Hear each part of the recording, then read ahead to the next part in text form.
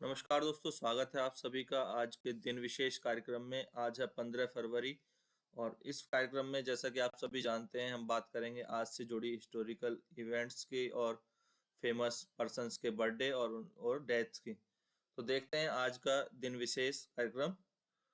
तो 15 फरवरी है आज और आज की ऐतिहासिक घटनाओं में जो सबसे पहले घटना आती है वह है 399 ईसा पूर्व में, जिसमें कि सुकरात जो कि पश्चिम के प्रसिद्ध दार्शनिक थे, उन्हें एथेंस में जो है फांसी की सजा दी गई। तो इसमें थोड़ा सा हम सुकरात के बारे में जान लेते हैं। सुकरात कौन थे? तो सुकरात को कहा जाता है प्रश्न पूछने का जनक, यानी जो प्रश्न पूछने की विधि है उसके ये जनक हैं, तो इसीलिए इन्हें प्रश्न पूछने का जनक कहा जाता है, फादर ऑफ क्वेश्चनिंग।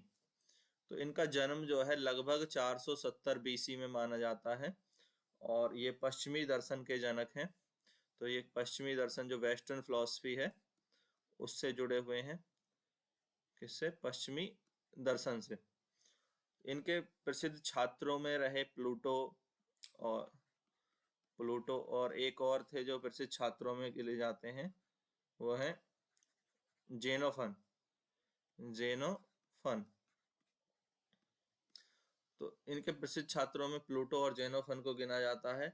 एक संज्ञा प्रयोग की जाती है सुकरात के लिए, जो है वो है क्या? गैड फ्लाई।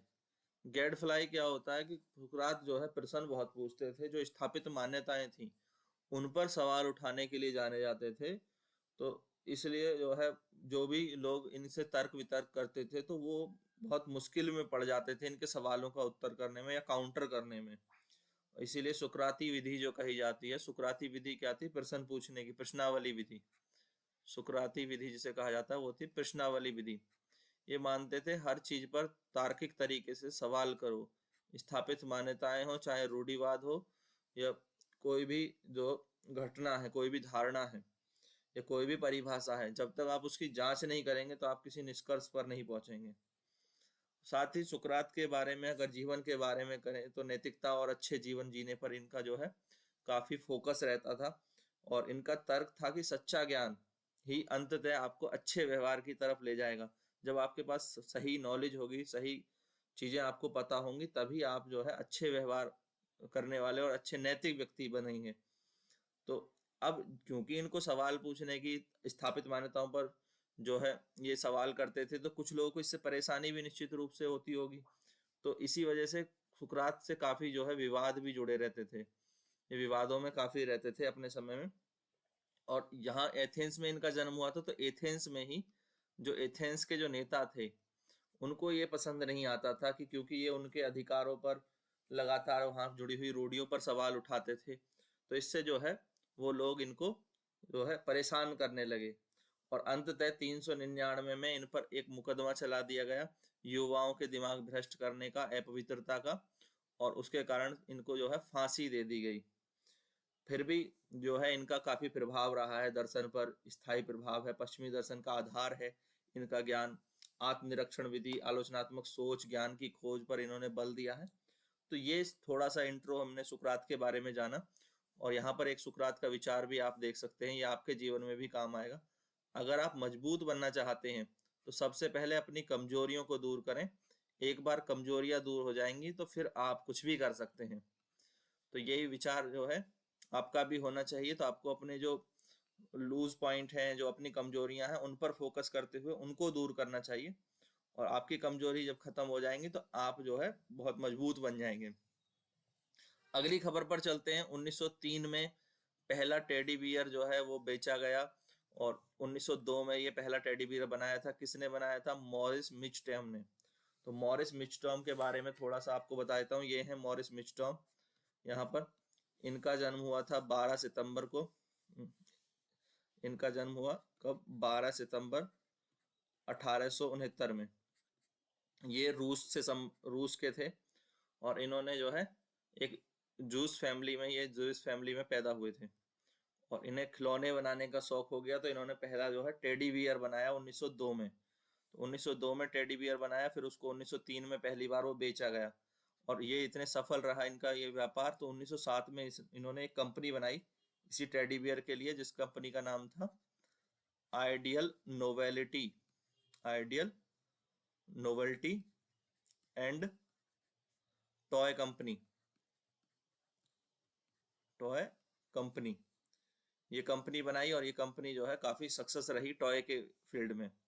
अगली खबर पर देखें, अगली खबर 1923 में जो है ग्रीस अंतिम यूरोपीय देश था जिसने ग्रोगेरियन कैलेंडर को अपनाया। ग्रेगोरियन कैलेंडर जो आप जनवरी फरवरी वाला जो कैलेंडर देखते हैं, यही हमारा होता है ग्रोगेरियन कैलेंडर। तो इसी को अपनाने वाला अंतिम देश कौन सा था? ग्रीस। तो ग्रीस ने इसको 1923 में अपनाया था।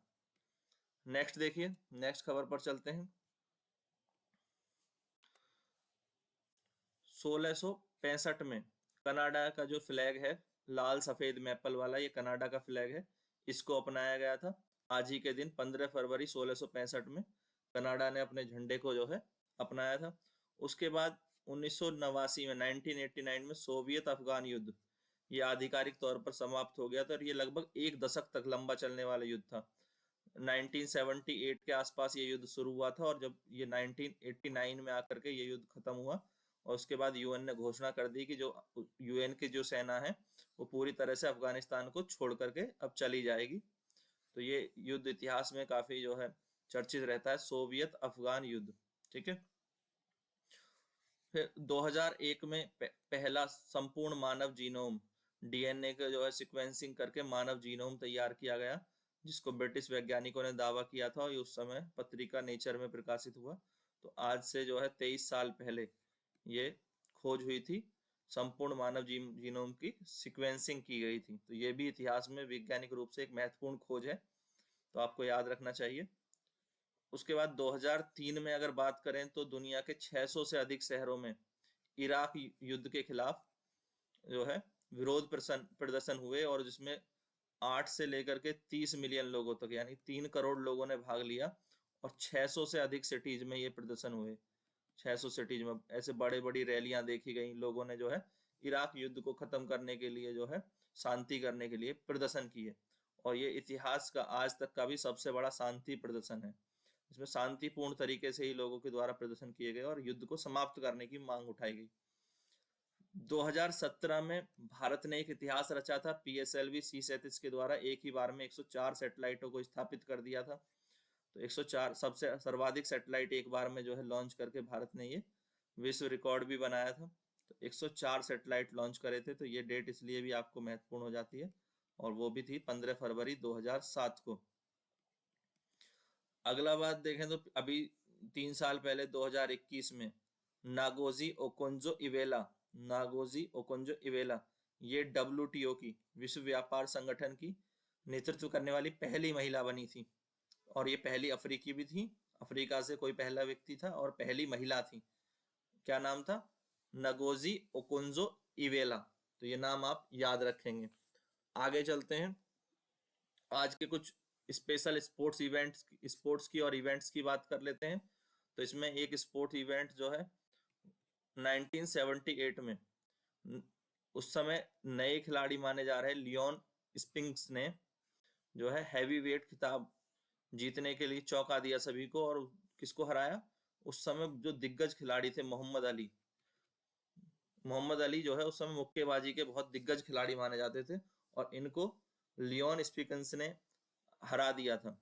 उस समय मोहम्मद अली अपने करियर के अंतिम दौर में चल रहे थे और जहां तक बात करें लियोन स्पिंक्स की, तो ये 1953 में इनका जन्म हुआ था अमेरिका में ही, अमेरिका के जो है सेंट लुइस में, और अभी हाल ही में 2021 में इनकी मृत्यु हो गई थी। तो ये दोनों भाई थे, लियोन स्पिंक्स और एक इनका भाई था माइकल स्पिंक्स जो इनसे 3 साल छोटा था, वो भी बॉक्सिंग खेलता था। और दोनों भाइयों ने 1976 के मॉन्ट्रियल ओलंपिक्स में, मॉन्ट्रियल ओलंपिक में दोनों भाइयों ने गोल्ड मेडल जीते थे 1976 में। लियोन स्पिंक्स ने अपने पूरे करियर में जो है 204 मैच जीते हैं और 24 मैच हारे हैं। और ऐसा ही मोहम्मद अली के बारे में भी कहा जाता है, उन्होंने अपने करियर में बहुत कम मैच हारे थे, इसीलिए वो एक दिग्गज खिलाड़ी माने जाते थे। पर 1978 का ये मुकाबला जिसको वो लियोन स्पिगन्स से हारे थे, वो भी बहुत चर्चा में रहता है। फिर अगली खबर है 1950 में, जिसमें डिज्नी ने जो है एनिमेटेड फिल्म बनाई सिंड्रेला, जो आज तक भी बहुत चर्चित है। आपने ये शब्द सुना ही होगा, सिंड्रेला। ठीक है, तो सिंड्रेला जो फिल्म आई थी, पहली बार एनिमेटेड फिल्म आई थी 1950 में। उसके बाद अभी हाल ही में 2015 में एक जो है और फिल्म बनाई गई, बट वो एनिमेशन फिल्म नहीं थी, उसका नाम भी सिंड्रेला ही था, डिज्नी के द्वारा ही बनाई गई। तो इस सिंड्रेला शब्द जो है वो काफी चर्चा में रहा है, इसलिए इस फिल्म को हमने यहाँ पर जो है रखा है। तो आप याद रखेंगे 1950 में पहली बार डिज्नी की एनिमेटेड फिल्म आई थी सिंड्रेला, जो यूट्यूब पर आप देख सकते हैं, यूट्यूब पे आपको मिल जाएगी, बहुत चर्चित फिल्म थी। अब बात करते हैं उन लोगों की जो आज ही के दिन दुनिया छोड़ गए, 15 फरवरी के दिन। तो उनमें सबसे प्रमुख नाम होता है मिर्जा गालिब, जिन्होंने 1869 में इनका निधन हुआ था। तो मिर्जा गालिब जो है 1869 में इनका निधन हो गया। कौन है मिर्जा गालिब? सर्वकालिक महान उर्दू कवि मिर्जा गालिब। ये क्या थे? उर्दू के कवि थे, साथ ही इन्होंने फारसी में भी कविताएं करी हैं। और इनको गालिब जो है इनकी उपाधि है। एक और उपाधि थी, अगर आपको मालूम हो तो, असद। असद के नाम से भी जाना जाता था। गालिब का जन्म 1797 में कहाँ हुआ था? आगरा के अंदर, आगरा में।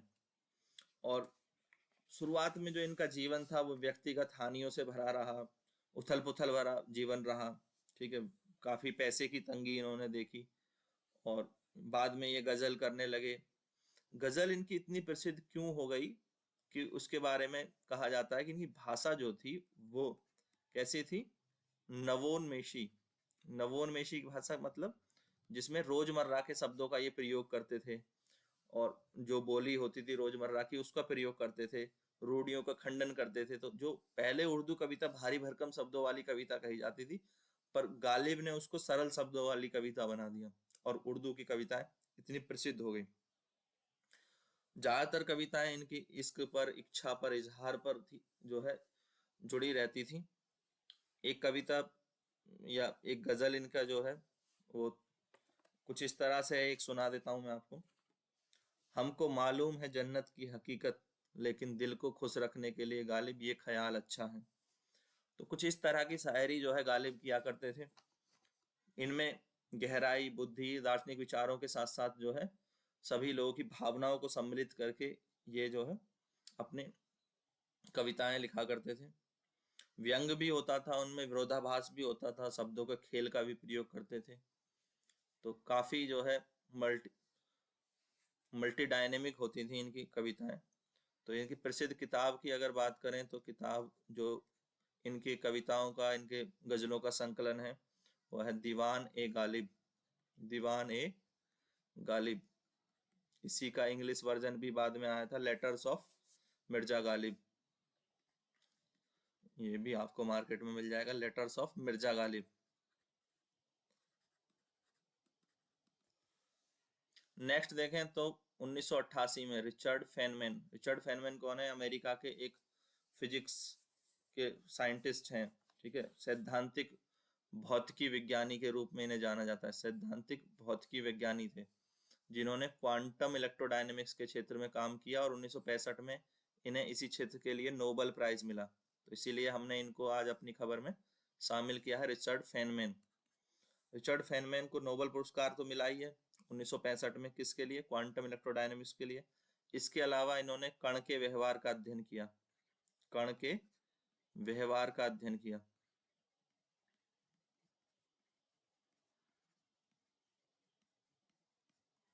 और साथ ही इन्होंने तरल हीलियम की अति तरलता, तरल हीलियम की अति तरलता, उसका भी अध्ययन किया। उसके भी कारण इन्होंने जो है बताए, उसकी खोज की, तरल हीलियम की अति तरलता की खोज की। और इन्होंने एक मॉडल दिया, pattern model. Pattern model, pattern model इन्हीं के द्वारा दिया गया। एक किताब लिखी रिचर्ड फेनमैन ने जिसका नाम था the Feynman lectures on physics, the famous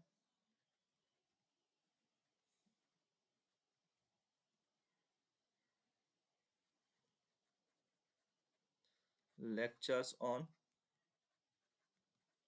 physics. तो ये बुक इनके द्वारा लिखी गई। अगला जिनका आज ही के दिन निधन हो गया 2022 में, बप्पी लहरी, गायक थे, इंडियन सिंगर, संगीतकार, ठीक है, सिंगर, कंपोजर, प्रोड्यूसर। तो बप्पी लहरी, जिनका प्रसिद्ध गाने आपने सुने हैं, याद आ रहा है, या तम्मा तम्मा लोगे, जैसे बॉलीवुड ट्रैक, डिस्को किंग इनको कहा जाता था, डिस्को किंग, डिस्को म्यूजिक के लिए जाना जाता था। एक गाना बड़ा प्रसिद्ध हुआ था इनका, डिस्को डांसर, डिस्को डांसर जो मिथुन चक्रवर्ती पर फिल्माया गया था।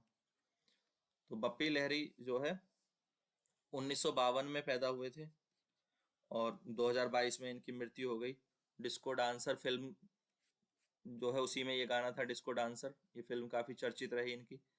एक और फिल्म प्रसिद्ध शराबी, शराबी के गाने भी जो है किसके द्वारा लिखे गए, बप्पी लहरी के द्वारा लिखे गए, गाए गए। बप्पी लहरी के नाम पे एक बड़ी प्रसिद्ध चीज जुड़ी हुई है, वो है गिनीज बुक वर्ल्ड रिकॉर्ड। तो इनके नाम पे जो है गिनीज बुक वर्ल्ड रिकॉर्ड है। किससे संबंधित गिनीज बुक वर्ल्ड रिकॉर्ड है? तो गिनीज बुक में इनका नाम दर्ज है सन 1986 में, 1986 में इन्होंने एक साल में ही 180 गाने गाए थे। और ये वर्ल्ड रिकॉर्ड अभी भी इन्हीं के नाम दर्ज है। एक साल में सर्वाधिक गाने का जो विश्व रिकॉर्ड है वो बप्पी लहरी के नाम है। तो इसके ये भी आप याद रख सकते हैं। अब अगली खबर पर चलते हैं। तो 15 फरवरी को जिन प्रसिद्ध व्यक्तियों का जन्मदिन है, तो उनमें इन 4 व्यक्तियों का हमने आज जो है यहाँ पर रखा है, तो इनके बारे में हम बात करेंगे। जिनमें पहले हैं गैलीलियो गैलीली। तो गैलीलियो गैलीली का जन्म 1564 में हुआ था। कहाँ पर? इटली में, इतावली। खगोल शास्त्री, इंजीनियर, भौतिक विज्ञानी, जिन्हें गति, गुरुत्वाकर्षण, पेंडुलम और थर्मोस्कोप, बृहस्पति के चंद्रमाओं की खोज, शनि के छल्लों की खोज और अनेक इस तरह के जो है शुक्र के जो कलाएं हैं, शुक्र की कला, उनकी खोज के लिए जाना जाता है। तो काफी जो है विज्ञान की स्थिति में इनका काफी जो है चर्चित व्यक्ति हैं। गैलीलियो ने बहुत सारी खोजें की हैं। गैलीलियो एक महान खगोल शास्त्री कहे जा सकते हैं अपने कार्यों के लिए, क्योंकि इन्होंने जो है उस समय जितनी खोज की, सिर्फ अवलोकन के द्वारा, अवलोकन से इतनी सारी खोजें कर पाना और देख करके इतनी सारी खोजें कर पाना अपने आप में जो है चमत्कार है। अवलोकनात्मक खोज के लिए इनको जनक माना जाता है, अवलोकनात्मक खगोल विज्ञान के जनक, अवलोकनात्मक खगोल विज्ञान के जनक थे गैलीलियो, ठीक है। और इन्होंने बृहस्पति के चंद्रमाओं का पता लगाया, मून्स, शनि के छल्लों का पता लगाया, शुक्र की कलाओं का पता लगाया और दूरबीन में इन्होंने सुधार किया। और एक मॉडल इन्होंने दिया कि पहले माना जाता था कि जो पृथ्वी का चक्कर सभी ग्रह और सूर्य लगाते हैं, पर इन्होंने बताया कि सूर्य केंद्र में है और उसके चारों ओर जो है ग्रह घूमते हैं, प्लेनेट उसका चक्कर लगाते हैं। ये सिद्धांत सही था, पर उस समय के लोगों को मंजूर नहीं था। खास तौर पर उस समय की जो कैथोलिक चर्च हुआ करते थे, उन्हें उनके विश्वास से ये अलग था। उनका विश्वास क्या था कि पृथ्वी के चारों ओर सब जो है चक्कर लगाते हैं। तो इन पर जो है मुकदमा कर दिया गया कैथोलिक चर्च के द्वारा, इन्हें काफी उत्पीड़न किया गया। तो उससे हार करके बाद में जो है इन्होंने अपने बात को कह दिया, ठीक है आप सही है। नहीं तो क्या होता जो सुकरात के साथ हुआ था, गैलीलियो गैलीली को भी जो है फांसी दे जाती। तो इन्होंने अपने सिद्धांत को वापस ले लिया और जो है उनके सामने, कैथोलिक चर्च के सामने हार मान ली, क्योंकि इन पर बहुत सारा उत्पीड़न किया गया, इन्हें बहुत परेशान किया गया उस समय।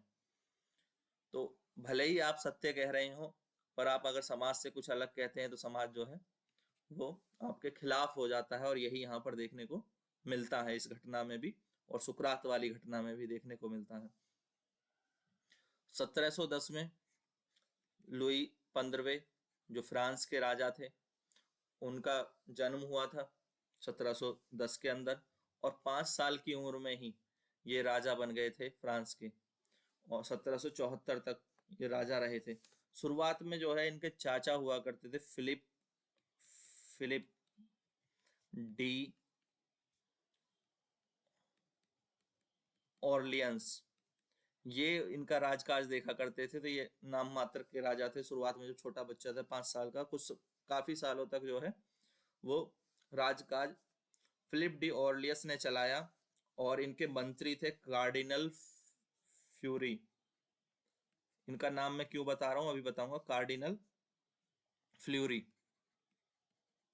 तो शुरुआत में ये मंत्री और चाचा मिलकर के जो शासन चलाते थे, शुरुआत में काफी आर्थिक सुधार फ्रांस के राज्य में देखने को मिले, सांस्कृतिक समृद्धि भी हुई। पर फिर क्या होता है, जब ऑस्ट्रेलियाई उत्तराधिकार का युद्ध शुरू हो जाता है।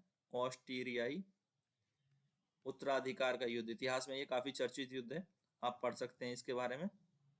ऑस्ट्रेलियाई उत्तराधिकार का युद्ध, और एक और युद्ध था जो 7 साल तक चला था, तो उसे 7 साल युद्ध कहते हैं।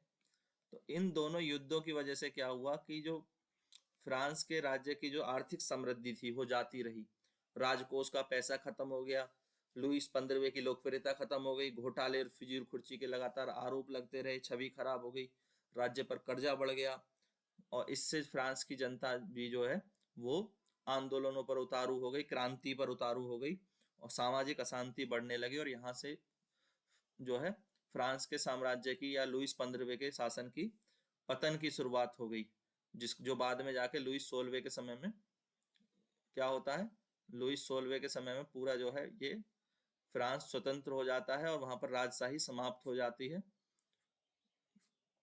और लुईस 16वें की जो है सत्ता समाप्त हो जाती है। तो इसके उत्तराधिकारी के समय पर फ्रांस को स्वतंत्रता मिल जाती है, जिसका कारण बताया जाता है कि लुईस 15वें का कुशासन, या कहें कि अंतिम समय में जो इसने जो है अपनी लोकप्रियता खो दी, राजकोष जो है पूरा गवा दिया, उस कारण से जो है लुईस 16वें को फ्रांस का शासन गंवाना पड़ा। तो ये शॉर्ट में मैंने इतिहास बताया है। आप फ्रांस की क्रांति के बारे में इतिहास में पढ़ते ही हैं, तो फ्रांस की क्रांति एक महत्वपूर्ण चैप्टर होता है मॉडर्न हिस्ट्री में, तो वो जरूर आप कंप्लीट करेंगे। कोशिश करेंगे हम भी उस पर कभी वीडियो बनाएं फ्रांस की क्रांति पर। तो जब हम इतिहास पर लंबे वीडियो बनाएंगे तो उस पर फ्रांस की क्रांति पर डिटेल में बात करेंगे। तो अभी आगे बढ़ते हैं, 1924 में आ जाते हैं केजी सुब्रमण्यम, जो कि प्रसिद्ध चित्रकार थे, भारतीय चित्रकार। इनका भी जन्मदिन है, 15 फरवरी 1924 में इनका जन्म हुआ था। कलाकार, मूर्तिकार, भित्ति चित्रकार, जिन्होंने जो है स्वतंत्रता आंदोलन में भी भाग लिया था, और बाद में बड़ौदा विश्वविद्यालय में ये कला के टीचर भी रहे, और काफी प्रसिद्ध चित्र इन्होंने अपने उसमें बनाए हैं। अंत में आज ही जन्मदिन है आशुतोष गोवारिकर का, 15 फरवरी 1964 को आशुतोष गोवारिकर जो है वो पैदा हुए। ये प्रसिद्ध निर्देशक हैं, डायरेक्टर हैं। इनकी बनाई गई फिल्मों में, प्रसिद्ध फिल्मों में लगान और स्वदेश जैसी फिल्में जो है शामिल हैं। तो ये था हमारा आज का जो है दिन विशेष, जिसमें हमने हिस्टोरिकल इवेंट्स की बात की, स्पोर्ट्स इवेंट्स की भी बात की, जो लोग आज के दिन ही दुनिया छोड़ करके चले गए थे उनकी बात हुई, जिनका आज जन्म हुआ उनके बारे में भी बात की गई। तो आपको ये कार्यक्रम कैसा लगा हमें ज़रूर बताएं। वीडियो आपको पसंद आए तो लाइक ज़रूर करें, और अपनी राय हमें कमेंट बॉक्स में ज़रूर लिखें। साथ ही चैनल को सब्सक्राइब करना ना भूलें। Thank you, thanks for watching.